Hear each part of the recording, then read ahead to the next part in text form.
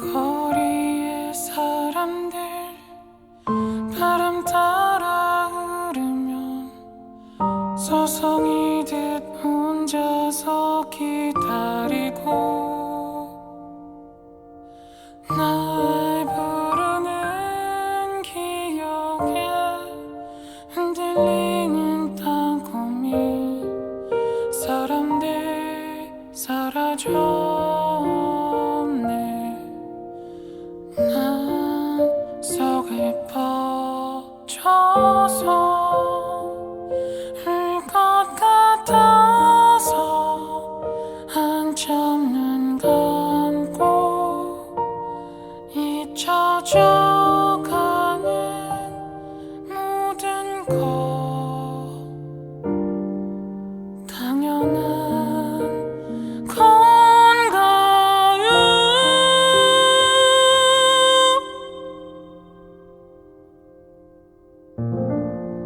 문학 라디오 헤이수의 문장의 소리. 네, 안녕하세요. 시쓰는 박소란입니다. 2005년부터 하셨던 것 같고요.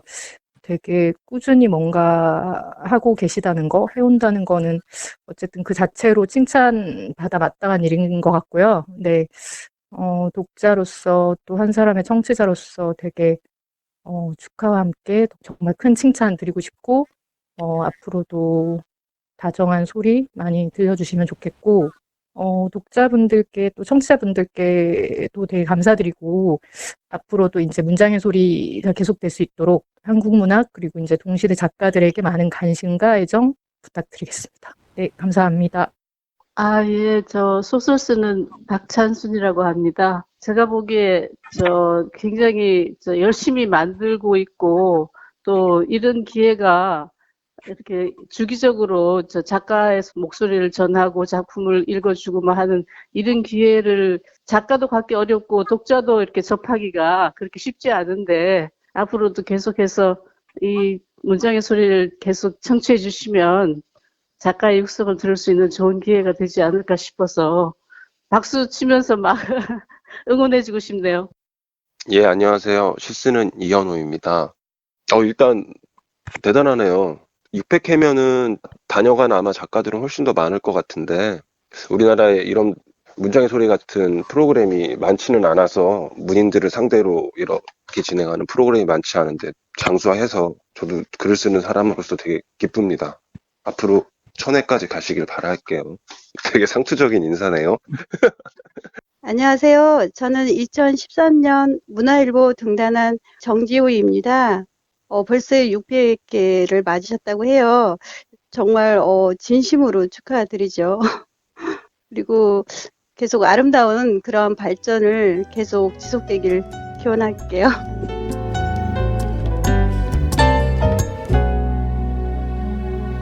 네, 문장의 소리 청취자 여러분, 안녕하십니까? 진행을 맡은 소설가 헤이수입니다. 문장의 소리가 어느덧 600회를 맞이했습니다. 개인적으로 DJ로서 큰 영광으로 생각합니다. 문장의 소리는 순수하게 문인들이 섭외와 기획을 해서 만드는 라디오 프로그램인데요. 전 세계적으로 이런 방송이 600회까지 가는 게 드물 듯해요. 오늘 600회 특집 첫 번째 순서로 소설가 두 분을 모셨습니다. 최진영, 박소련 소설가, 이 자리에 함께 하십니다. 안녕하세요. 안녕하세요. 안녕하세요. 네. 소설 쓰는 최진영이라고 합니다. 소설 쓰는 박서련입니다. 네, 반갑습니다. 본인 소개를 좀 해주시죠. 반갑습니다. 저는 다 쓴 비누 같은 최진영입니다. 네. 안녕하세요. 저는 나라 없는 공주 박서련입니다. 나라 없는 공주 박서련님은요. 2015년 실천문학으로 등단하셨고요. 채공녀 강주룡으로 2018년 한겨레 문학상을 수상하셨습니다. 올해 10월 두 번째 장편소설 마르따의 일을 출간하셨습니다. 그리고 다 쓴 비누 같은 최진영 소설가님은요. 2006년 실천문학으로 등단하셨고 2010년 한겨레 문학상을 수상한 당신 옆을 스쳐간 그 소녀의 이름은을 비롯해서 소설집 팽이, 겨울방학, 장편소설 끝나지 않는 노래, 나는 왜 죽지 않았는가, 구의 증명, 해가 지는 쪽으로 등 많은 책을 지금 발표하셨어요. 올해 9월 이제야 언니에게를 출간했습니다. 어떻게 두 분을 보니까는 실천문학으로 같이 등단하시고 또 한겨레 문학상을 또 공통적으로 또 받으셨어요. 네. 어떻게 서로 좀 잘 전에도 알고 계셨나요?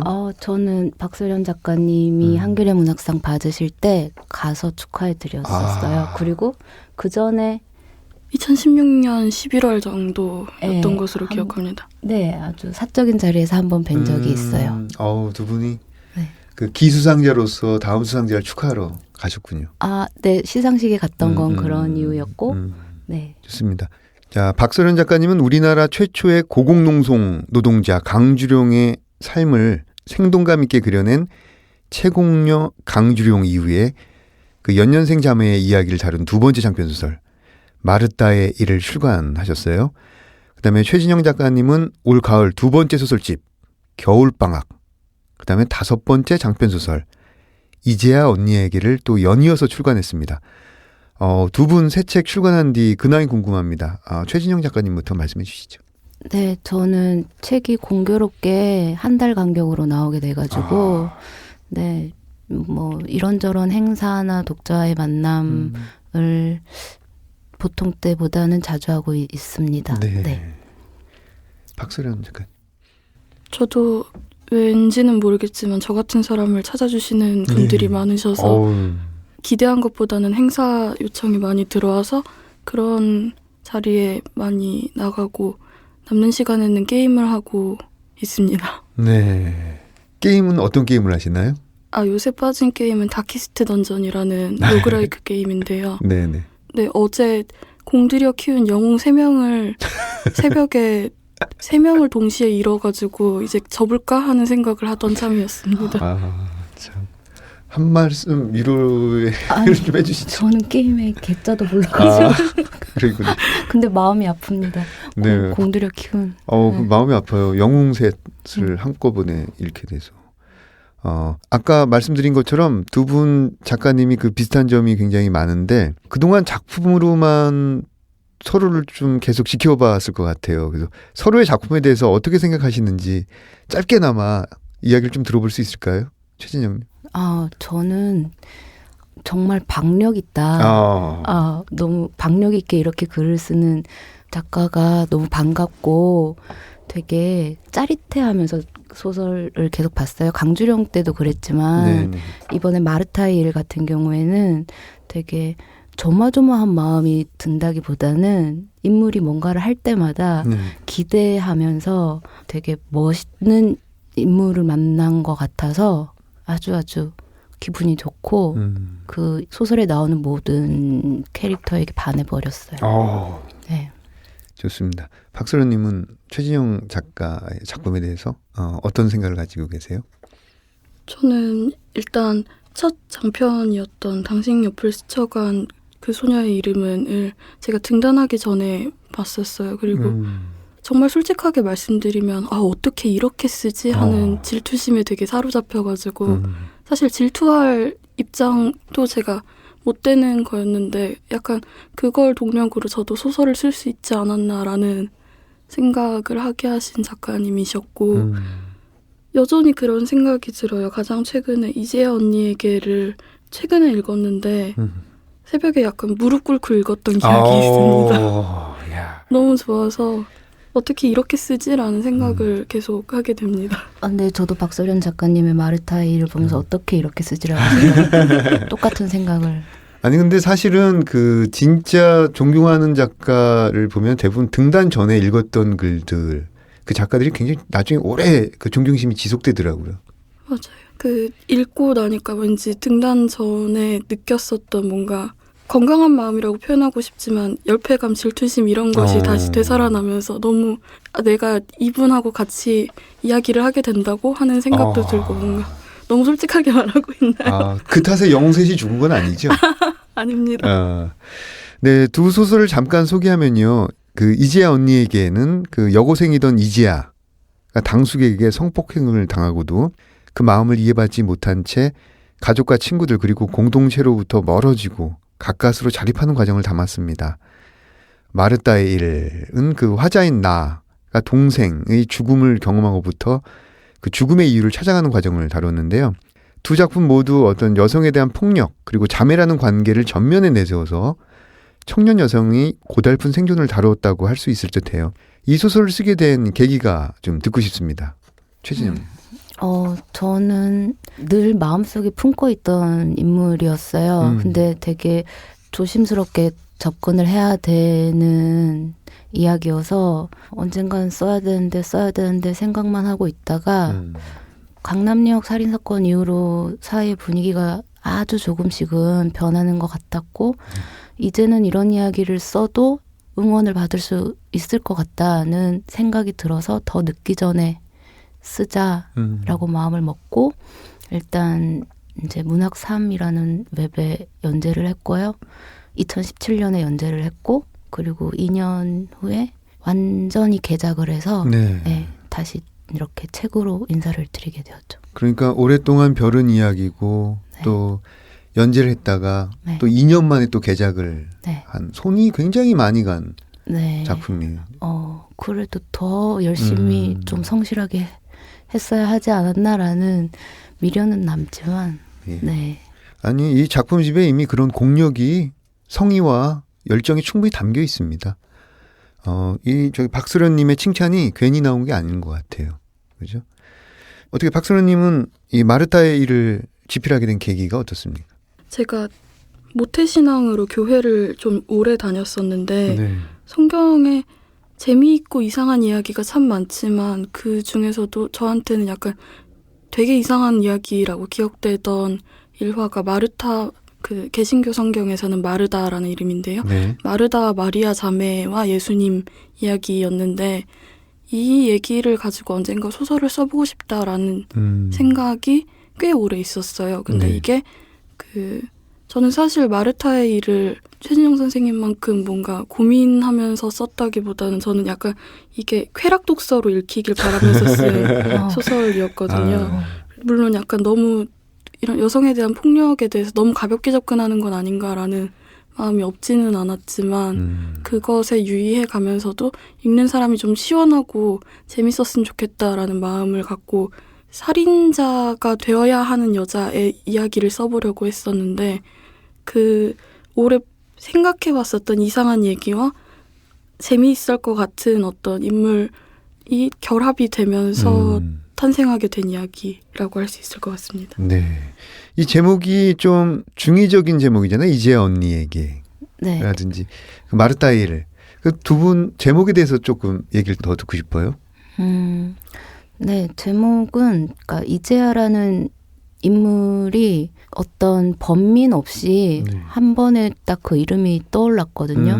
이런 소설을 쓴다면 이름은 이제야로 해야겠다. 그게 이제서야라는 의미도 있지만 제야의 종을 울린다고 할 때 그 제야의 의미도 있어서 그렇죠.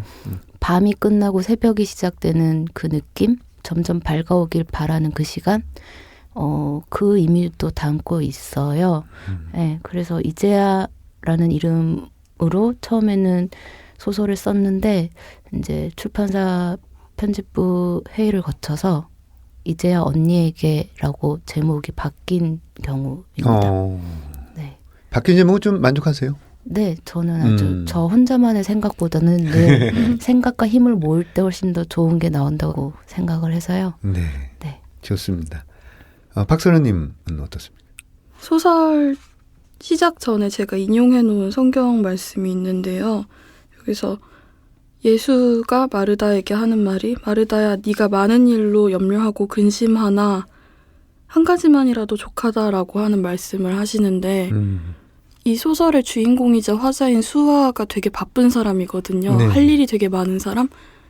그래서 마르타가 해야 하는 일 그리고 마르타에게만 허락된 일 뭐 이런 의미들이 중의적으로 읽히길 바라면서 지은 제목이었던 것 같습니다. 저도 제목을 한 번에 생각해냈던 케이스인데 이건 전작 세국녀 강주룡 같은 경우에는 편집부에서 제안해 주신 제목을 썼거든요. 네. 근데 이건 원고 단계에서 제가 만들었던 가제가 책으로 만들 때까지 그대로 유지된 케이스입니다. 네. 이제야 언니에게 대해서 좀 더 이야기를 나눠보고 싶은데요. 그 이 작품은 이제 제야하고 제니 자매가 있잖아요. 그다음에 그들의 사촌 승호, 그리고 재하 아버지에게 월급을 주는 사장이자 지방의 젊은 유력 인사인 당숙, 이렇게 주요 인물로 나옵니다. 근데 또 이들이 살아가는 지방 도시도 굉장히 특이해요. 이게 서로 가까운 듯하면서 뭐랄까요, 어떤 진실을 직면하지 못하고 당장의 이익과 평판과 소문에만 연연하는 그 어떤 어른들의 동네, 굉장히 인상적인데요. 사실 이 동네는 한국 사회의 축소판이겠죠. 이 부분에 대한 얘기를 좀 더 해주신다면. 네, 한국 사회 축소판이죠. 그러니까 제가 얽힌 사람들에 대한 이야기여서 지방 소도시라고 하긴 했는데, 이게 지방 소도시든 아니면 서울의 어떤 뭐 그런 동이든 상관없이 그 한 동네에서 오랫동안 서로의 사정을 알면서 살아온 사람들이 피하고 싶은 어떤 일에 직면했을 때, 저는 소설에 나온 것처럼 행동한 어른들이 아주 많다고 생각을 했고, 그렇게 느꼈고, 여태까지 살아오면서 경험을 했거든요.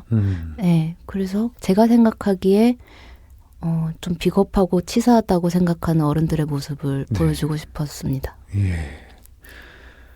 얼핏 이야기가 나오긴 했는데, 성폭력 피해자 이재하는 그 사건의 피해자이기도 하지만 동시에 그 사후의 피해자이기도 하다는 생각이 들었어요. 그 피해자임에도 불구하고 또 가해자가 분명하게 존재함에도 불구하고 오히려 고통을 당하고 도망을 가고 또 잠자코 있으라거나 잊어버리라고 요구를 받는 쪽은 바로 이 피해자 이재하거든요. 그래서 이 인물을 그려내는 것뿐만 아니라 집필을 마친 뒤에 이 인물과 헤어지는 과정도 힘들었을 것 같아요. 이 인물은 작가님께 어떤 의미로 남아있습니까? 제가 여태까지 그렇게 많은 소설을 쓰진 않았지만 여태까지 글을 쓰면서 제가 쓰고 있는 인물에게 가장 많이 의지한 경우고요. 그래서 굳이 헤어지고 싶지도 않고 지금도 아주 자주 생각을 하고 있고, 재하라면 어떻게 했을까라는 생각을 많이 하고 있어요. 저의 일상에서도. 그리고 저는 이제 박서련 작가님의 마르타의 일을 읽고 나서는 그 수아에게 재하를 소개해주고 싶더라고요. 그러니까 둘을 만나게 해주고 싶었어요. 너무. 그래서 재하한테 이런 인물이 있어라고 계속 얘기를 해주고 싶은 거예요. 네, 수아라면 재하의 일을 어떻게 받아들일까. 그런 생각이 들었었어요. 네. 이번에는 그 마르타의 일에 대해서 이야기를 나눠보겠습니다. 이 소설에서는 언니가 아니라 동생이 피해자죠. 그래서 이재하와는 상황이 다르지만 경아도 분명 피해자입니다. 임리아는 어떤 사진을 계기로 소위 SNS 유명인 인플루언서가 되고 배우인 이준서와 연인이 되지만 자살처럼 살해된 인물입니다. 얘기가 맞나요? 아니요, 괜찮습니다. 스포일러가 좀 되는 것 같은데 어쨌든 그녀의 죽음 이후 인터넷에선 연예인도 아닌데 연예인인 척을 했다. 어떤 이런 입에 담기 어려운 악플로 사회적 죽음이라는 2차 죽음까지 당하게 되는데요. 이 순수하고 성실했던 임리아의 죽음, 이런 부분에 대해서도 우리 사회가 좀 책임져야 하고 각성해야 하는 부분이 많다는 생각이 듭니다. 이 죽음, 임리아의 죽음을 통해서 전하고 싶은 메시지가 있으셨는지. 어려운 질문인 것 같아요. 죽음 자체를 통해서 전하고 싶은 메시지가 있었나 하고 자문해봤을 때는 글쎄요, 일단 작가로서 경아, 리아를 죽게 한 사람은 제가 맞지만 이 죽음을 보라 하면서 뭔가 독자들이 뭔가를 깨닫길 바라면서 경아를 죽게 한 건 아니었던 것 같아서요. 다만 독자들이 메시지랄 것을 느끼실 수 있었으면 좋겠다 하는 부분이 있었다면, 수아랑 경아가 충분히 더 친밀하고 더 대화를 많이 했더라면 어쩌면 경아를 죽음으로 몰아가지 않을 수도 있었다라는 아쉬움, 안타까움 같은 것들을 독자분들이 느낄 수 있었으면 좋겠다. 그것이 메시지라면 메시지일 것 같다는 생각입니다. 네, 이게 자칫 그 자살로 종결될 뻔한 사건이잖아요. 임리아의 죽음이라는 게요. 그래서 그녀의 언니이자 또 소설 화자인 임수아의 추적으로 타살로 밝혀지고, 또 임수아는 또 임리아를 동경하던 어떤 익명의 존재와 함께 복수를 감행하죠. 근데 여기 굉장히 재밌는 캐릭터인 게 이 임수아가 그 사건을 추적하고 복수를 준비하는 과정에서 굉장히 바빠요. 그래서 알바도 열심히 하고 임용고시도 준비하고 뭐 고시텔 생활도 나오고 그래서 굉장히 바쁘고 심지어 임용고사 면접 준비를 하고 최종 합격까지 해요. 그래서 우리가 흔히 보기에는 복수를 하는 사람이 소설 속에서 이렇게 생활전선에 몸담고 있는 추적자가 있었던가 이런 생각을 하게 되는데 아마도 근데 한편으로는 이렇게 할 수밖에 없었던 게 작가님이 생각하시는 어떤 이 현시대 청춘의 현실이 아닐까 이런 생각도 들었어요.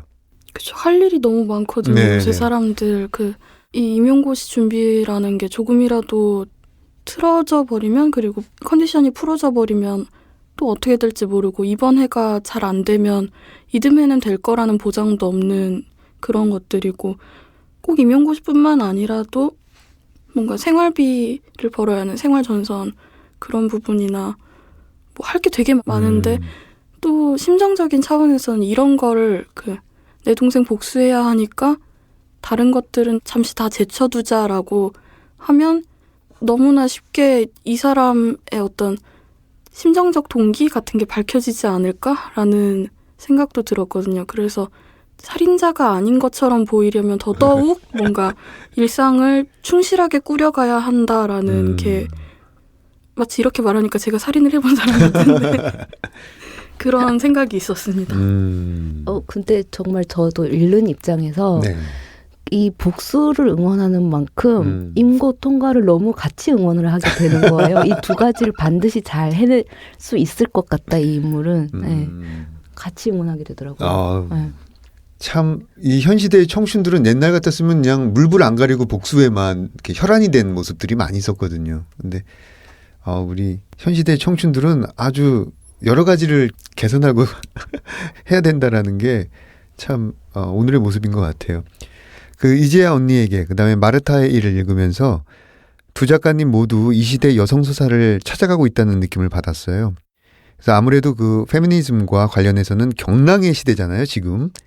그래서 두 분이 생각하시는 어떤 여성 서사의 매력, 그리고 앞으로도 이런 이야기를 계속 쓸 계획이 있으신지, 있다면 어떤 이야기인지 궁금합니다.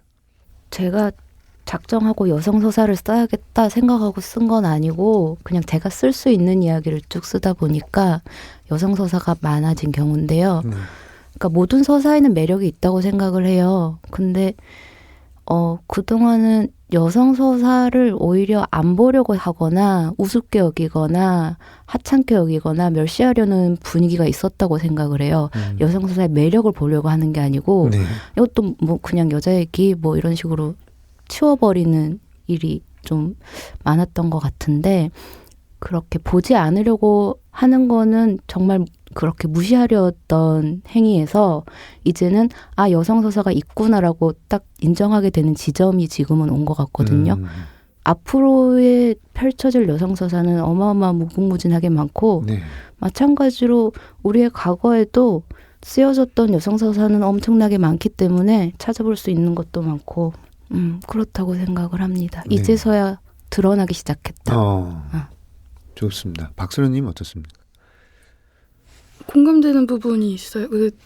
제가 여성서사 써야지 얍 하고 뭔가 결심하고 쓴 게 아닌데 사후적으로 보면은 이것은 여성서사다라는 평가를 듣게 되는 그런 묘한 지점이 있다고 저는 생각하는데 또 선생님 말씀 듣다가 재미있는 얘기가 생각이 났는데 얼마 전에 SNS에서 본 얘기인데요. 최근에 우리말로는 미녀 삼총사 시리즈라고 하고 네.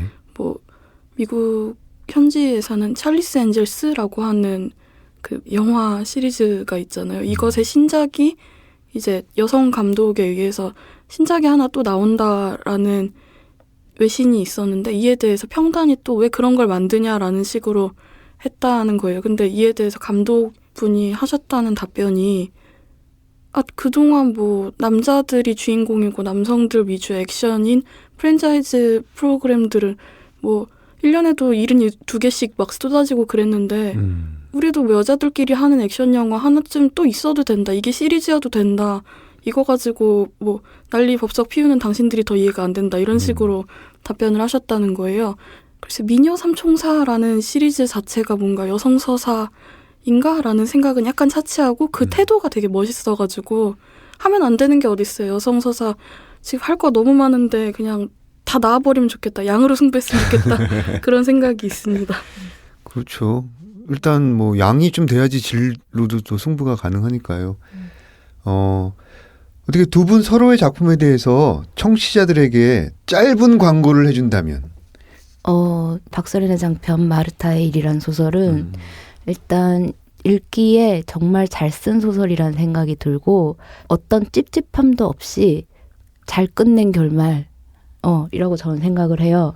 그리고 어떤 박진감 넘치는 글을 보고 싶거나 등장인물의 어떤 행동이나 말이나 이런 것에 짜릿함을 느끼고 싶으신 분들은 주저하지 마시고 당장 구매해서 읽으시면 아주 정말 경쾌한 경험을 하실 수 있을 거라고 생각합니다. 아우 좋습니다. 네.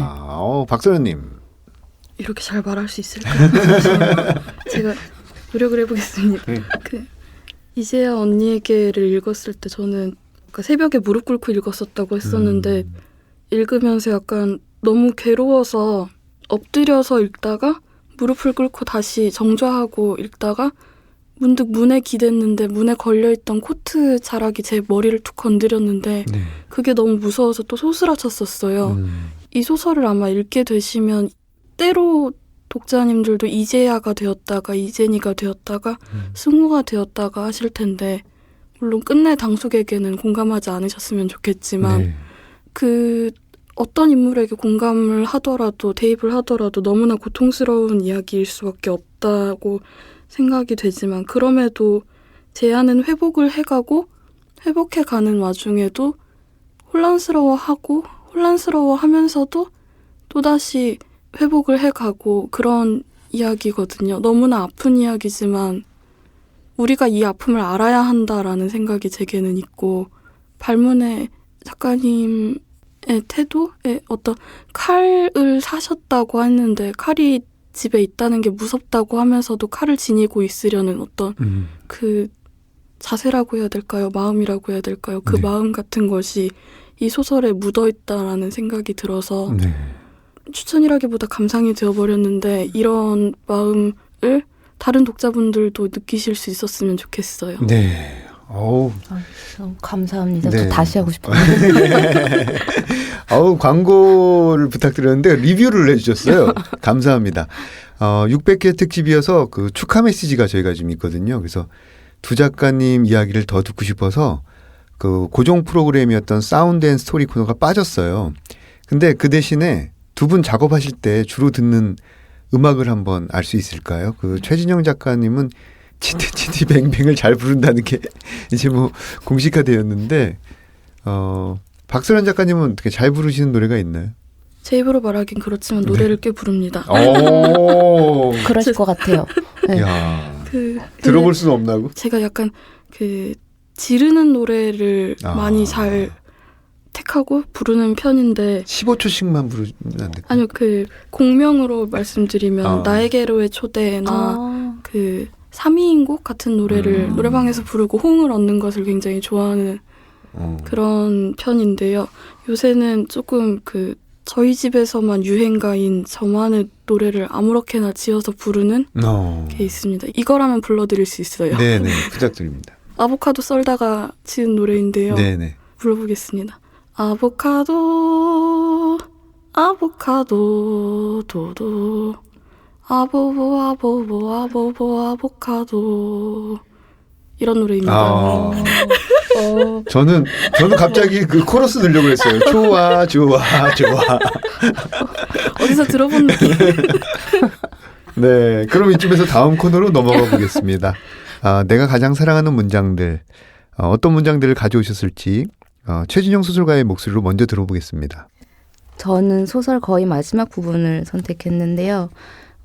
이 소설이 어떤 서사나 기승전결이 뚜렷하다기보다는 인물의 내면을 열심히 보여주기 위해서 쓴 소설이고요. 제가 지금 읽을 부분은 재아의 어떤 강함? 드러나게 강하진 않으나 은근한 그 강함이 좀 드러난 그런 부분이라고 생각을 해서 꼽아봤습니다. 네. 읽어드리겠습니다. 10대 시절 제안은 종종 받다. 어른이 된 자기를. 어른인 자기는 어딘가 젊은 이모 같은 느낌이었다. 어려운 음악을 들을 줄 알고 제목도 잘 외웠다. 늘 혼자 걷고 이상하게도 늘 가을에 있었다. 가을 배경에 가을 옷을 입고 살짝 추워했다. 제안은 자기가 봤던 그것을 믿었다. 10몇 살의 자기와 20몇 살의 자기는 공존한다고. 15살의 이재아와 18살의 이재아는 사라지지 않았다고. 살아서 25살의 이재아, 27살의 이재아를 보고 있다고 믿었다. 17살 이재아가 보고 있을 어른 이재아를 지키고 싶었다. 그리고 보고 싶었다. 35, 39, 47, 59살의 자기를. 세상 어딘가에서 동시에 살아가고 있는 어리고 젊고 늙은 이재아를. 네. 들으면서도 굉장히 멋진 부분입니다. 그 읽어주신 부분에 대해서 좀 더 네. 설명을 좀 해주시죠. 이거는 어렸을 때 제가 느꼈던 감각이었어요. 네. 그래서 어렸을 때, 그러니까 10대 때 그게 공상인지 뭔진 모르겠는데 가끔 어른이 된 제가 저기 있는 게 보였었거든요. 네. 되게 이상한 말처럼 들리겠지만 아니, 이상하지 않아요. 마치 현재의 제가 과거의 나를 해상하듯이 네. 과거의 저도 미래의 저를 떠올렸던 것 같아요. 네. 근데 그게 뭐 미래를 꿈꾸거나 이런 의미가 아니고 다중우주 이론처럼 동시에 살아가는 나를 어떻게 얼핏 본 느낌? 이런 느낌이 있었고 그게 되게 제가 좌절하고 절망하고 슬프고 비탄에 잠겼을 때 더는 아무것도 하고 싶지 않고 그런 부정적인 감정에 빠져 있을 때 저한테 힘이 됐었어요. 네. 그 어렸을 때 제가 생각했던 그게 아주 훌륭하고 멋진 모습이 아니었거든요. 그냥 여전히 쓸쓸하고 외로운 존재로서 여전히 살아있는 나를 봤을 뿐인데 그런 생각을 하니까 좀 힘이 났던 경우들이 있었어요. 그렇습니다. 사실은 이제 우리 삶이 과거, 현재, 미래가 종쪽으로 있는 게 아니라 과거, 현재, 미래의 모습이 한 곳에 네. 같이 이렇게 있는 네. 그것을 굉장히 잘 묘사해 주신 것 같아요. 그럼 또 모습들이 힘들었을 때 또 도움을 받았다니까 굉장히 더 듣기 좋아요. 박소련 소설가님은 어떤 문장을 가져오셨는지 설명을 좀 부탁드립니다. 저는 사건을 인지한 지 얼마 안 된 수아가 처음 그 경아의 영정 앞에서 이제 어떻게 할까를 고민하는 부분을 가져와 보았습니다. 네. 낭독 부탁드립니다. 어떻게 해줄까? 영정을 향해 물었다. 영정 속의 경아는 호기심 가득한 눈을 부드럽게 누그러뜨려 모나리자처럼 웃고 있었다. 내가 어떻게 해주면 좋겠니? 세상에서 가장 임경아답게 생각하고 말하고 행동하는 사람은 당연히 임경아 본인이다. 설령 임경아가 세계 최고로 임경아답지 않은 짓을 벌인다 해도 임경아의 일인 이상 그건 임경아다운 일이 된다. 이제 세상에 임경아가 없다고 할 때 그나마 가장 임경아에 가깝게 생각하고 말하고 행동할 수 있는 사람은 누굴까? 나는 재고의 여지 없이 그게 나라고 믿었다. 내가 바로 경아를 세상에서 가장 사랑하는 사람이라고 말하기는 어렵다. 경아를 생각하는 나의 마음은 기쁨과 슬픔과 열등감과 우월감과 애정과 경멸, 그 밖에 여러 감정으로 얼룩져 있다. 그 마음의 역사는 경아의 생애와 똑같이 시작되었고 아직 끝나지 않았다. 연년생 중 언니로서 기억도 안 나는 젖먹이 시절부터 나는 경아와 경쟁하고 경아에게 사랑받고 경아를 지켜왔다. 그럼에도 경아가 내게 무엇을 바랄지는 생각하기 어려웠다. 착한 그 애가 영정사진 그대로의 표정을 하고 언니 제발 나 때문에 위험한 짓 하지 마 라고 하는 모습을 너무도 생생하게 상상할 수 있었다. 위험에 빠지고 싶지 않은 내 이기심이 나를 속이는 것인지 정말 경아가 그걸 원한다는 결론에 도달한 것인지 헷갈렸다. 나 그냥 내 마음대로 한다. 영정 속 경아의 표정은 물론 전혀 변하지 않았다. 네. 뭔가 다짐하는 부분, 또 이 이후의 전개에 굉장히 중요한 인물 내면의 또 결정을 내리는 부분인데, 읽어주신 부분에 대해서 좀 설명을 더 부탁드립니다. 다른 부분을 읽으면 어디서 잘라야 될지 잘 모르겠더라고요. 그래서 약간 도입에 해당하는 부분을 가져와 봤는데요. 네. 읽으면서 다시 생각한 건데 사실 수아는 여기서는 아직은 착각을 하고 있는 상태로 네. 여겨지거든요. 경아를 대신해서 경아의 일을 할 수 있는 사람이 자기라고, 그러니까 경아를 가장 잘 알고 있는 사람이 자기라고 잘못 생각하고 있는데, 네. 그러니까 물론 경아의 일을 대신할 수도 있겠지만 경아를 잘 알고 있다는 것은 수아의 착각이어서 이 착각이 어떤 식으로 깨어져 가는지를 그 책을 읽어보시면서 알아가셔도 재미있을 것 같다 같은 생각으로 가져왔습니다. 네. 저기 스포일러를 안 하시면서 굉장히 호기심을 자극해 주셨어요. 어느덧 저희가 약속한 시간이 다 지나갔는데요. 600회 특집으로 지금 두 분 모셨습니다. 청취자 여러분께 인사해 주실까요? 예. 최진영님. 네, 일단 들어주셔서 감사합니다. 그리고 제 책을 읽어주신 분이 있다면 마음을 나눠주셔서 감사하다는 말씀 드리고 싶고요. 제 책 얘기를 하기보다는 네, 저는 박서련 작가님의 마르타이를 너무 재밌게 읽었고, 그리고 저는 사실 낭독하실 때 이건 되게 어려운 부탁일 수도 있겠지만 저는 작가님 소설에서 수아가 욕하는 부분이 너무 좋더라고요. 그러니까 욕하는 부분이 좋기가 되게 힘든데 수아가 뭔가 그 남자 이준서의 뭔가를 추적하다가 뭔가를 깨달았을 때 되게 짧게 욕을 하는데 너무 그 부분이 너무 짜릿해가지고 네, 짜릿한 욕을 느끼실 수도 있는 그런 소설입니다. 여러분 마르타일도 많이 사랑해주세요. 제 소설도 많이 사랑해주시고요. 네. 감사합니다. 네.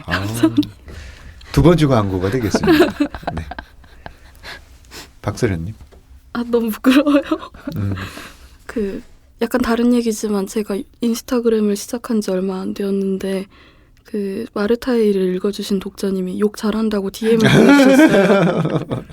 큰 칭찬이죠. 네, 그래서 그렇다. 내 작품은 다른 장르가 아니라 약간 욕타르시스 같은 게 아닐까 같은 생각을 해보기도 했는데 약간 너무 삼천포였나요? 아니에요, 좋아요. 600회 문장의 소리 너무 축하드립니다. 제가 약 11년 전에 이 스튜디오에 와서 고등학생 신분으로 그때 이기호 DJ님 계셨고 그 정윤정 소설가님하고 같이 녹음을 했었는데 제가 기억하기로 그 괜히 말했나? 약간 흑역사 아니에요. 좋아요. 발굴 같은 느낌이 되었는데요. 네, 이런 인연을 좋아합니다. 그래서 뭔가 오랫동안 그 완전 가까웠다고 하긴 어렵지만 오랫동안 같이 그 살아 있었던 다른 친구 같은 느낌으로 항상 이 자리에 계셔주셔서 감사합니다. 스튜디오도 같은 자리네요. 네. 그런 생각이 듭니다. 이 인연이 깊군요. 고등학교 때 정유정 소설가하고 이기호 DJ가 있을 때. 근데 제가 글틴 활동을 했었어가지고 약간 글틴 대표 같은 느낌으로. 역시 글틴 활동을 한 분이라서 좀 남다른 것 같아요. 네, 청취자 여러분, 박서련님의 마르타의 일, 최진영 소설가의 이제야 언니에게 청취자 여러분들의 많은 관심을 부탁드립니다. 저는 소설가님 두 분 보내드리고 2부에서 뵙겠습니다. 감사합니다. 감사합니다.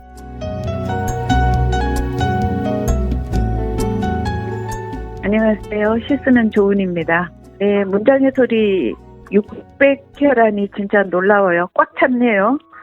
우선 열매로 치면 정말 아무나 잘 차 있는 어떤 커다란 본 적 없는 수박 같은 느낌이 드는데 여러 사람의 갈증을 더 많이 해소해주고 향긋하게 잘 발전해 나갔으면 좋겠습니다.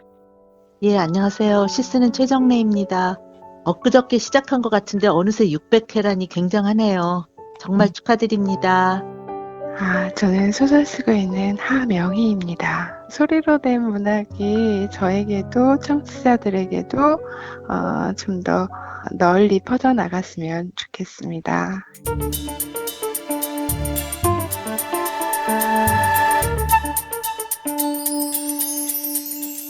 네, 문장의 소리 600회 특집 그 두 번째 순서로 특별한 시인 두 분을 모셨습니다. 시를 노래하는 음유시인이죠. 강백수, 정현우 두 분 시인 이 스튜디오에 함께 하셨습니다. 안녕하세요. 네, 여러분 반갑습니다. 저는 콘크리트에서 태어난 문학과 음악의 요정 강백수입니다. 네. 콘크리트에서 태어난 문학과 음악의 요정. 네, 그렇죠. 좋습니다. 네, 저는 어둠 속 검은 고양이의 은빛 눈 같은 정현우 시인입니다. 네, 어둠 속 검은 고양이의 은빛 눈 같은 정현우 시인. 낯선데요. 매주 보는 분인데 갑자기 낯설어지네요. 네, 오늘 모신 두 분은 뮤지션이자 시인이기도 한데요.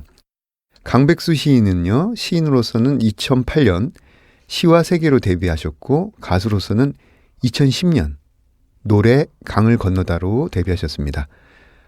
정현우 시인은요, 2015년 조선일보 신춘문예로 등단을 하셨고 2007년 바람의 너를 이라는 곡으로 데뷔하셨습니다. 네, 청취자분들 중에서는 이제 두 분을 아는 분들도 계실 것 같고 또 모르시는 분들도 계실 것 같아요.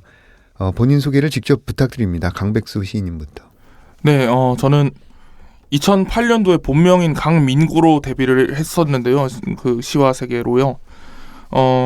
가수 활동을 강백수라는 예명으로 계속 해왔습니다. 근데 그러다 보니까 일이 좀 커져서 가수 활동으로서의 이름이 좀 더 알려지게 돼서 이제는 시도 그냥 강백수로 쓰려고 그렇게 계획을 하고 있습니다. 네. 네. 정현우 시인. 네. 여기 구성 작가로 일을 하고 있고요. 여기 오프닝을 불렀던 가수고요. 네. 그리고 2007년에 라임으로 바람의 너리라는 곡으로 데뷔를 했습니다. 라임. 네. 근데 지금은 이제 정현우라는 이름으로 또 앨범을 내고 있죠. 네, 시인의 악기 상점이라고. 네, 또 네임명이 바뀌었습니다. 네. 시인의 악기 상점. 네. 최근에 나온 앨범 있지 않습니까? 네, 최근에 시인의 악기 상점이라고. 네. 그 아름답고 쓸모없기를 타이틀에 빛의 호의 등등 해서 문학 작품으로 만들었던 곡이 있습니다. 네, 아름답고 쓸모없기를. 아주 인상적으로 들었습니다. 네, 감사합니다. 네, 두 분은 어떤 시를 주로 쓰시는지 궁금한데 먼저 강백수 시인부터. 저는 상상력이 부족한 시인입니다. 상상하는 걸 또 성가셔하고요. 그래서 상상보다는 본 거, 들은 거 위주로 아는 얘기만 하자라는 취지로 시를 쓰고 있고요. 남들보다 조금 더 쉽지만 조금 더 내밀한 이야기를 하려고 노력하고 있습니다. 네. 저는 죽음에 좀 관심이 많거든요. 그래서 죽음을 관찰하고 그 내부로 들어가서 좀 그 이면들을 보고 약간 그런 것들이 저의 시의 진료가 되는 것 같아요. 죽음에 대한 관심. 네. 예. 일단 얘기를 들어봤는데 두 분의 시를 직접 낭독으로 들으면 이해하기 훨씬 좋을 것 같아요. 먼저 강백수 시인님부터 낭독 청해볼까요?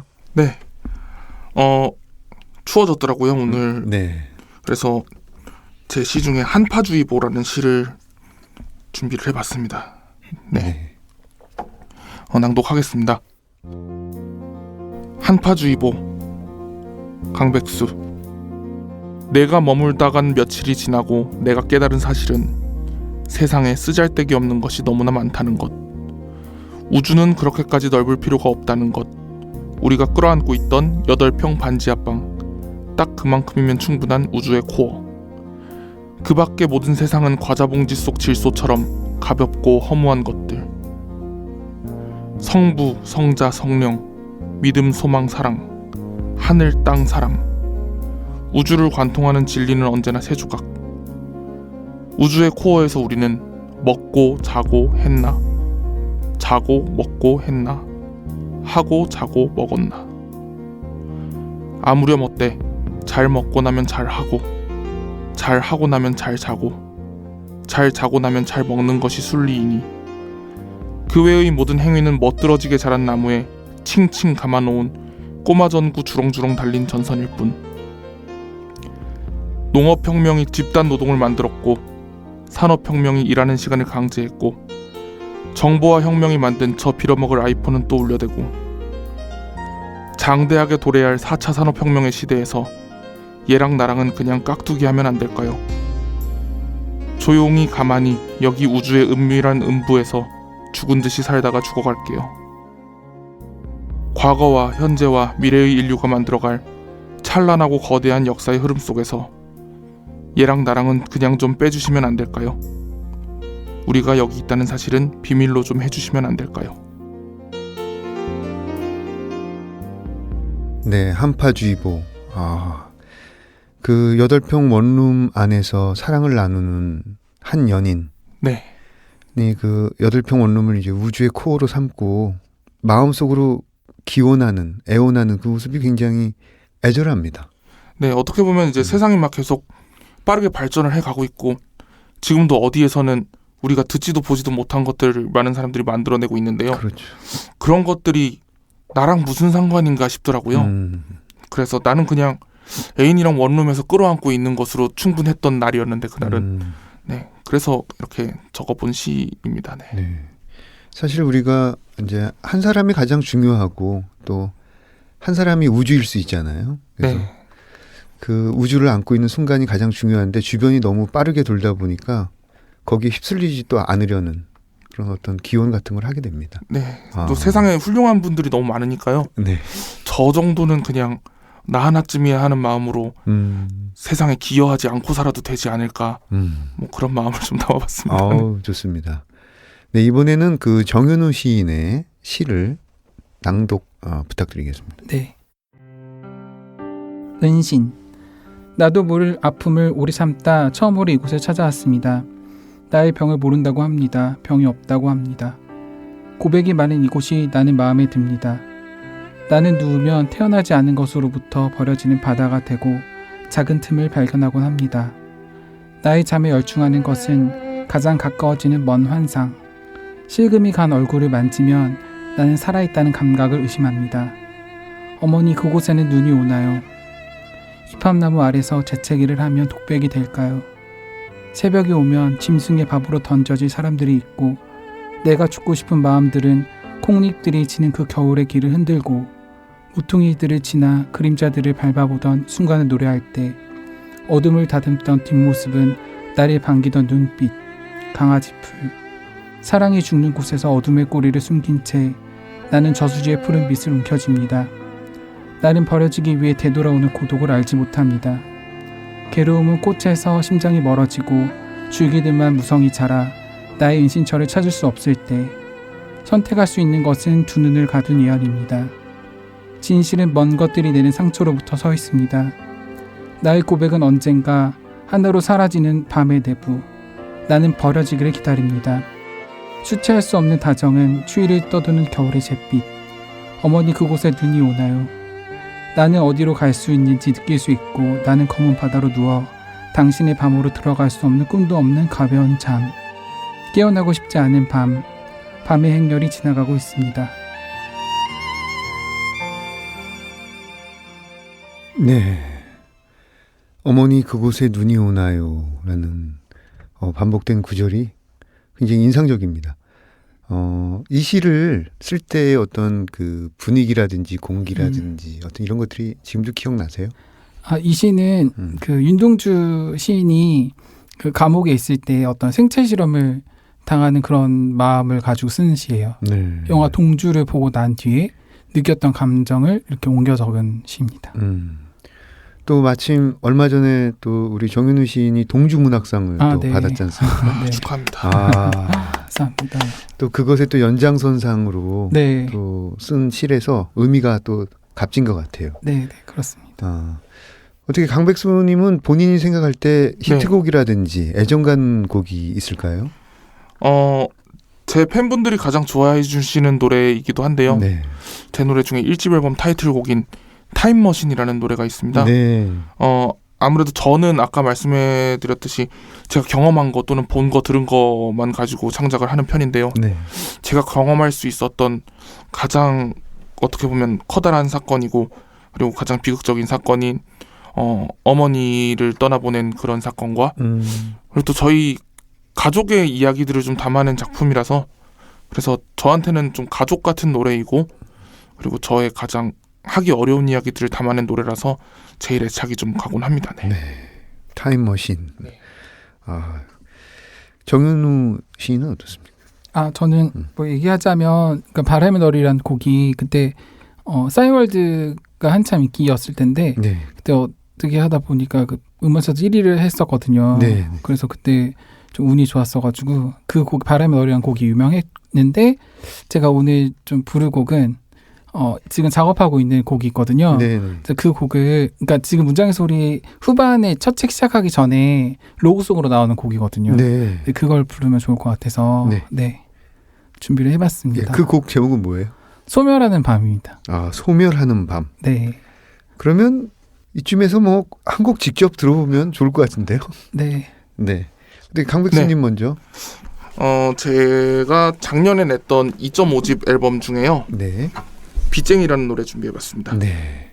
소중한 사람을 영영 볼 수 없게 된 날 생각만큼 눈물이 나진 않았어. 때 되면 배고프고 밤엔 잠도 잘 오고 오히려 죄책감이 들기도 했지. 와, 감사합니다. 진짜 이분이 요정 맞으시네요. 왜냐면 정말 기타를 잡으시니까 확 돌변하시는 모습이 깜짝 놀랐어요. 어떻게 저렇게 외모랑 좀 다른 목소리 같지 않나요? 이렇게 강백수 뭐 뮤지션 시인을 보면은 약간 깡이 깡따구라 그래야 되나? 그런 게 뭔가 범접할 수 없는 그런 게 있어가지고 약간 되게 멋있어요. 네. 고맙습니다. 지니 같았어요. 정말요? 네. 제가 원하는 딱 그런 이미지입니다. 네, 요정의 모델 지니. 네. 좋습니다. 제목이 빚쟁이. 네, 빚쟁이요. 이것도 저희 어머니에 관한 노래인데요. 어머니를 처음 떠나 보냈을 때 저는 그 슬픔을 제가 감당할 수 있을까에 대해서 저 자신을 걱정을 좀 많이 했어요. 근데 모든 종류의 이별들이 그렇더라고요. 사람이 죽을 정도로 슬픈 건 없더라고요. 다만 그 슬픔이 지속되는 기간이 평생이고 영원일 수는 있겠다는 생각이 들어서 그래서 이 슬픔이 일시불이 아니고 할부로 갚아나가는 슬픔이라는 느낌이 들었어요.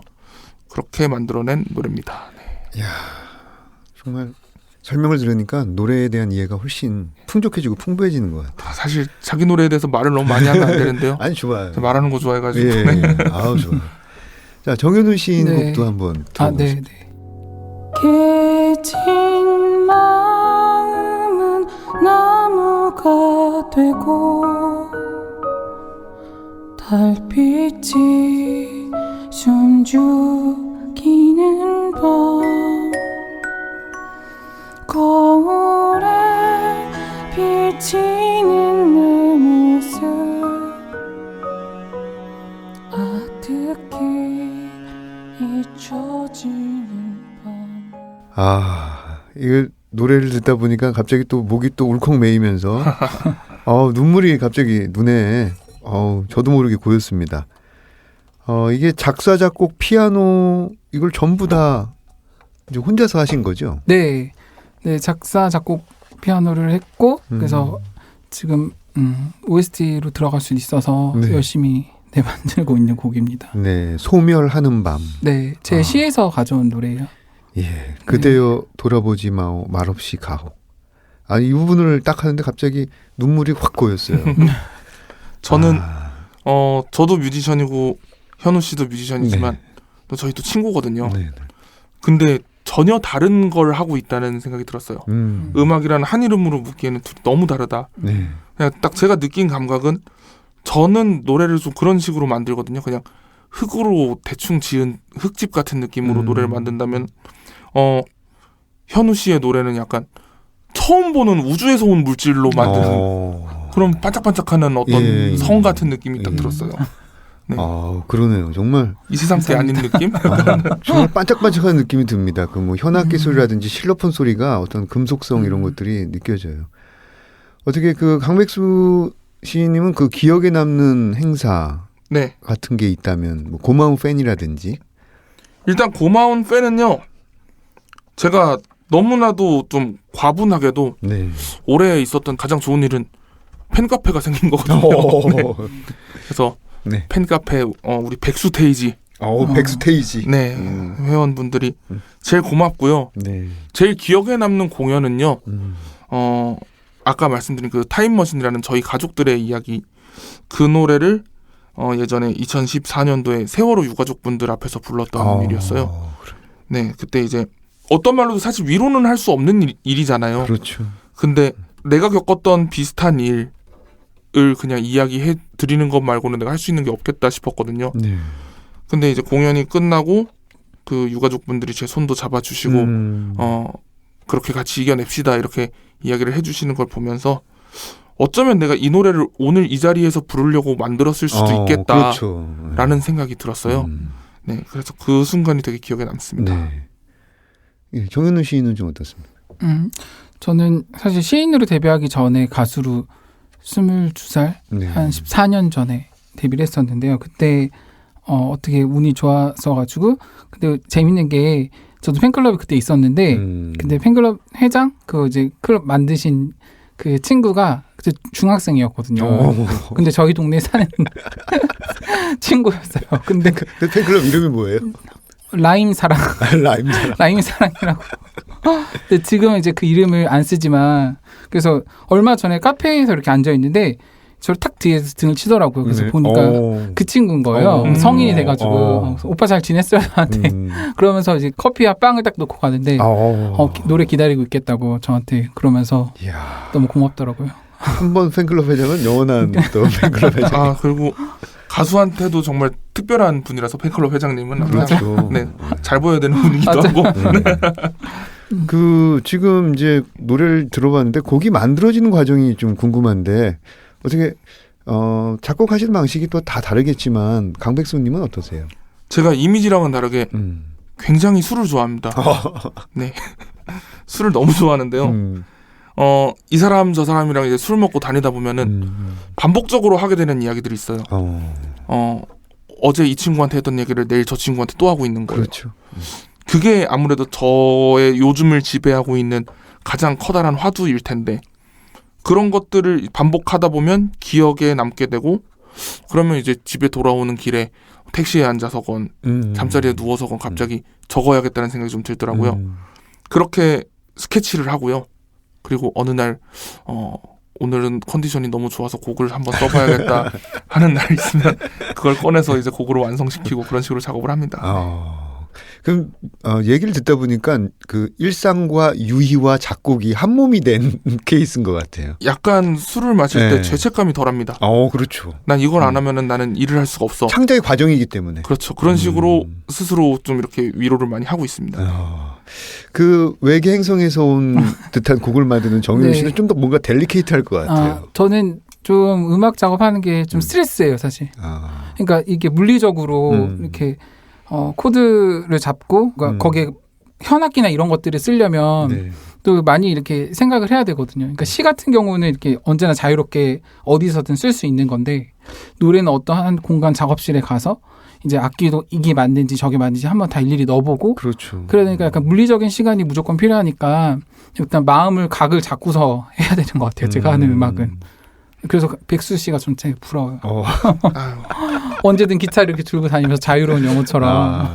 저는 그렇게 못해서. 그 노래는 굉장히 아스트랄한데 정윤우 씨 얘기 들어보니까 굉장히 스트레스가 심한 작업이네요. 그러게요. 저는 곡 작업할 때 스트레스가 없거든요. 전 이 정도면 괜찮다고 생각하는 게 좀 쉬워서. 네. 그 또 어쨌든 두 분 다 시인하고 가수 두 가지를 같이 하고 있는데 이게 또 비슷하면서도 또 다른 분야잖아요. 그렇죠. 네. 뭐 어떤 것에서 더 편안하고 어떤 것에 더 가깝다고 생각하시는지. 이 장단점이 있는 것 같아요. 음악은 가사를 통해서 내가 전달하고자 하는 감정이나 메시지를 100%까지 전달하지 않아도 되는 것 같아요. 왜냐하면 음악적 요소들에 좀 기대서 표현할 수 있는 부분이 있으니까. 그렇죠. 근데 시 같은 경우에는 언어라는 수단만으로 승부를 해야 되기 때문에 그런 부분이 더 어려운 것 같기는 해요. 근데 시는 온전히 저 혼자의 힘으로 완성시킬 수 있는 반면에 음악은 이제 또 후반 작업을 해주는 스태프들과 뭐 여러 가지 또 사람들의 또 역할들이 필요하기 때문에 그렇죠. 그런 면에서 또 다른 어려움들이 음악에도 있는 것 같고요. 네.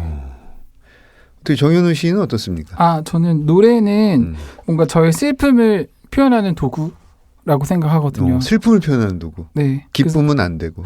네, 그러니까 뭐 저희 노래는 모르겠어요. 약간 마이너한 노래를 많이 부르고, 그러니까 목소리가 약간 우울하다 보니까 네. 이게 노래를 하면서 얼굴 표정과 목소리를 이렇게 보여줄 수 있는 면들이 뭔가 이렇게 사람들한테 뭐 노래하면서 카타르시스 같은 걸 느끼거든요. 네. 그래서 그런 슬픔 같은 것들을 감정을 전달할 수 있다는 거, 그런 게 되게 매력적인 것 같아요. 노래를 하는 게. 그리고 시는 이제 어느 한 공간에서 숨어가지고 이제 쓰는 건데, 네. 그러니까 저를 이렇게 숨기면서 쓰지만 또 온전히 또 여과 없이 막 드러낼 수 있으니까 약간 또 시로서 또 매력이 있는 것 같아요. 시도. 좋습니다. 자꾸 아까 한 곡을 듣다 보니까 귀가 호강을 해서 그런지 자꾸 한 곡 더 듣고 싶은 충동이 듭니다. 이쯤에서 또 한번 또 청해서 들어보도록 하겠습니다. 강백수님부터 부탁드릴게요. 네. 이 노래는 오늘 부르려고 계획하고 온 노래는 아닌데요. 네.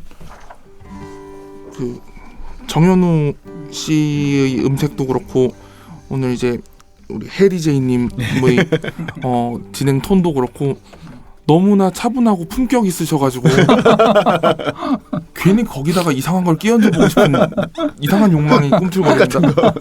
그래서 제가 제 노래 중에 가장 경박한 노래로 하나 준비했습니다. 좋습니다. 네, 제 노래 중에 하헌재 때문이다라는 노래가 있습니다. 하헌재는 저한테 처음 음악하자고 꼬신 친구인데요. 네, 들려드려 보겠습니다. 하헌재 때문이다. 네. 내가 불효자가 된 것, 망나니가 된 것 다 하헌재 때문이다. 돈 1, 20만 원에 쩔쩔 매는 것도 다 하헌재 때문이다. 내가 맨날 술 처먹고 뚱뚱해진 것도 다 하헌재 때문이다. BMW 못 타고 똥차 타는 것도 다 하헌재 때문이다. 감사합니다. 이분 하헌재 근데 왠지 이게 축제 같아요. 하헌재라는 이름이 무슨 축제한 이름 같고. 네. 이분 굉장히 오래 사실 것 같아요. 욕을 많이 먹으면 오래 산다 그러잖아요. 네, 저 이 집 놀러 가면 이제 헌재네 어머니한테 등짝도 맞고요. 네. 그 노래를 직접 들은 그분 반응은 좀 어땠어요? 처음에는 굉장히 당황을 했는데요. 지금 이제 저의 복수극이 시작이 되고 있거든요. 회사 멀쩡하게 다니고 있는 이 친구를 네네. 제가 최근에 강백수 밴드의 멤버로 영입을 했습니다. 영입을 또 하셨군요. 네, 그래서 제가 공연 때마다 제 뒤에서 건반을 연주하고 있는데요. 얘가 이제 공연이 재밌어지면 재밌어질수록 회사를 다니기 싫어하거든요. 재능이 원래 있었던 친구군요. 네, 음악을 잘하는 친구예요. 그래서 이 친구가 이제 퇴사를 하게 되면 제가 강백수 밴드에서 자르려고 퇴사를 하게 만든 다음에. 네, 그렇죠. 그 다음에 자르는 거군요. 그렇죠. 이야, 역시 요정 많네요. 궁금한 게 생겼는데 네. 백수 씨는 떨릴 때가 있나요? 이렇게 노래할 때? 저요? 떨릴 때보다 안달날 때가 있어요. 안달. 빨리 무대 올라가고 싶어서 시간 안 가서 안달날 때가 있어요. 네. 근데 저는 떨고 이런 건 없습니다. 이야, 대단하십니다. 큰 복이에요. 네. 근데 가끔씩 이제 그 노래하다가 딴 생각해가지고 틀리고 이런 경우도 좀 생겨서 약간의 긴장감은 좀 필요하지 않나 이런 생각을 하고 있습니다. 네. 알겠습니다. 요번에는 어떻게 정현우 시인의 음성. 네, 전 되게 처지는 노래인데. 네. 네, 저는 이제 리메이크도 하려고 해서 리메이크 앨범도 이제 작업하고 있거든요. 그래서 거기 한 곡 불러보겠습니다. 내 속에 내가 너무도 많아. 당신을 쉴 곳 없네. 내 속에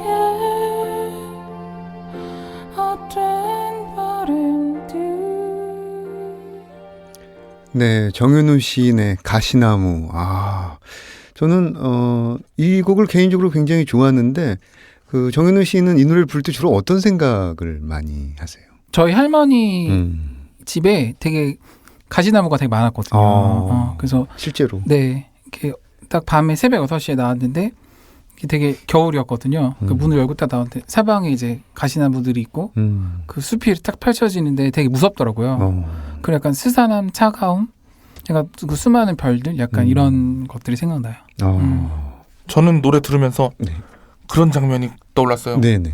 영화에서 하얀 설원에서 주인공이 그 운명을 맞이하면서 영화의 엔딩 크레딧이 올라가는 그런 장면, 네, 그런 그러네요. 장면이 좀 떠올랐습니다. 네. 그 보니까는 이 가수로 활동하면서 꼭 한번 해보고 싶은 행사, 뭐 드림 콘서트라든지 이런 게 있을 것 같아요. 그 다음에 시인으로서도 나 이거 꼭 한번 해보고 싶다 이런 게 있을 것 같아요. 네. 강백수 시인 어떠세요? 우선 시인으로는요. 인기 많은 시인이 되고 싶어요. 네. 잘 팔리는 시인. 네, 잘 팔리는 시인이요. 네. 그러니까 막 문학적으로 높은 성취를 이루었다. 이런 업적을 남기는 그런 시인에는 별로 욕심은 없고요. 사람들이 애송하는 시를 쓰고 싶어요. 네, 그래서 어떻게 하면 그럴 수 있을까 생각을 해봤는데 아직도 고민을 좀 많이 하고 있고요. 그리고 가수로서 가장 하고 싶은 거는 제가 친구들한테 공공연히 말하고 다니는 건데요. 네. 제가 이제 30대 중반인데 40 되기 전에 단독 공연에 관객 1000명, 네, 1000명짜리 단독 공연 한번 꼭 할 거라고 그렇게 호언장담을 하고 있거든요. 네. 이게 장담을 해야지 뭐가 비슷하게라도 그렇죠. 되더라고요. 네. 그렇죠. 그래서 저는 1000명짜리 단독 공연 꼭 할 겁니다. 네. 네.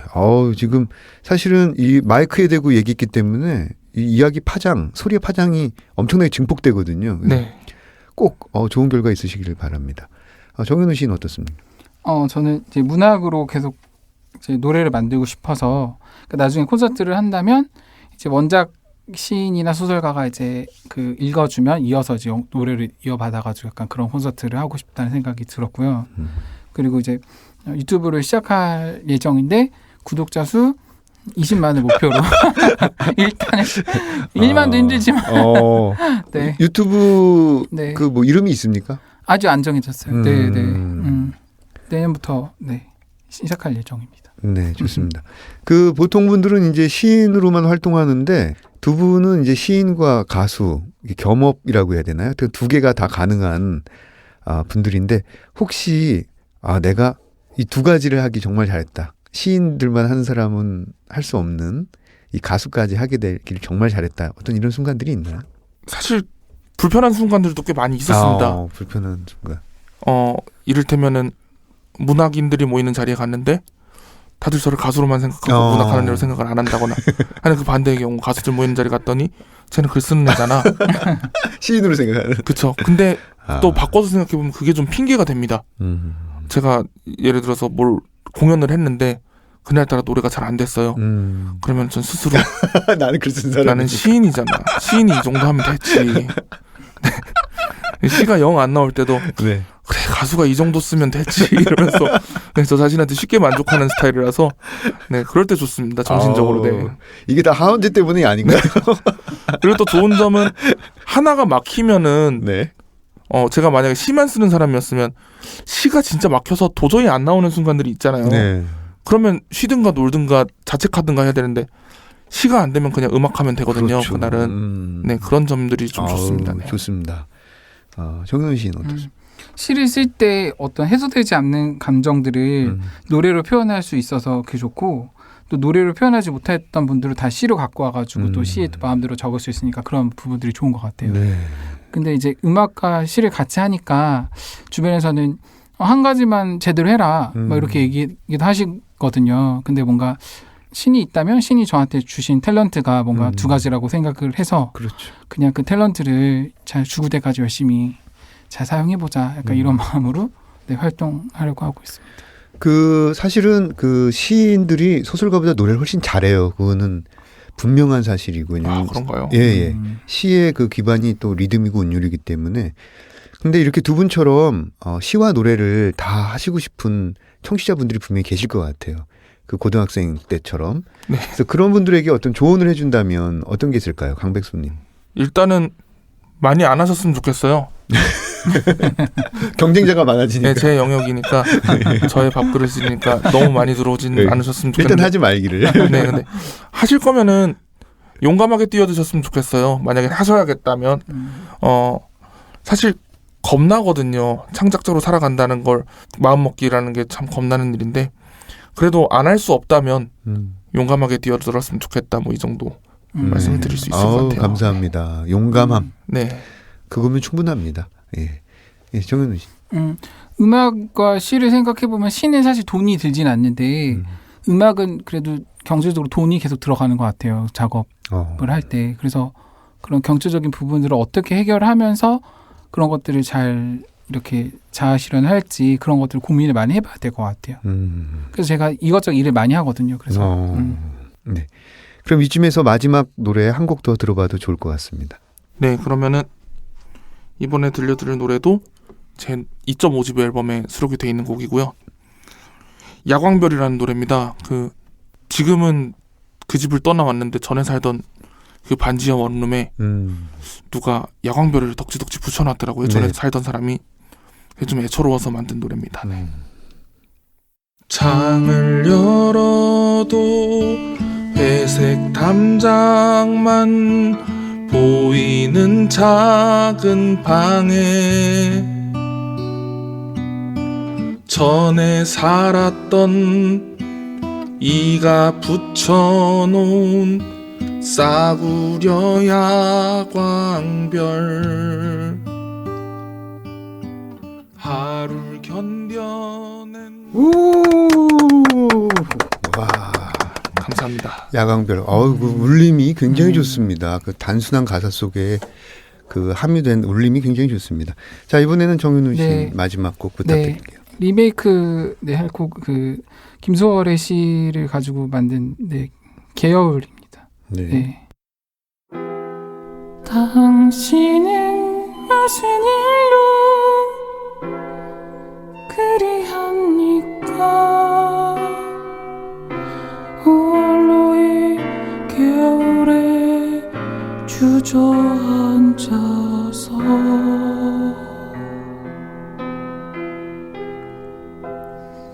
바랬던 빌보기가 돋아나오고. 네. 김소월 시인의 개여울. 강백수 씨는 어떻게 들으셨어요?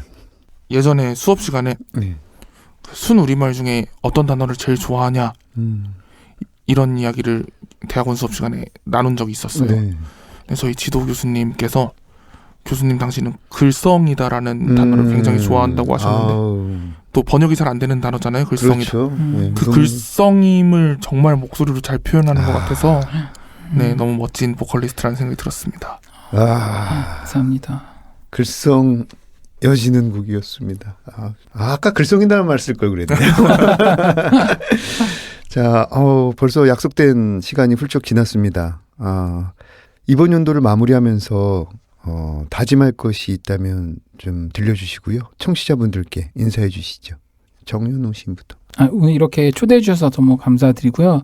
매번 이제 저희 오프닝 로고 속으로 이렇게 만나 뵙다가 이렇게 또 여기 안에 들어와서 또 이렇게 얘기하다 보니까 너무 신기하고 재밌는 것 같아요. 그래서 다음에 또 만나 뵙기를 기대하면서 오늘 불러주셔서 감사합니다. 네. 강백수 씨. 네, 일단은 불러주셔서 너무 고맙습니다.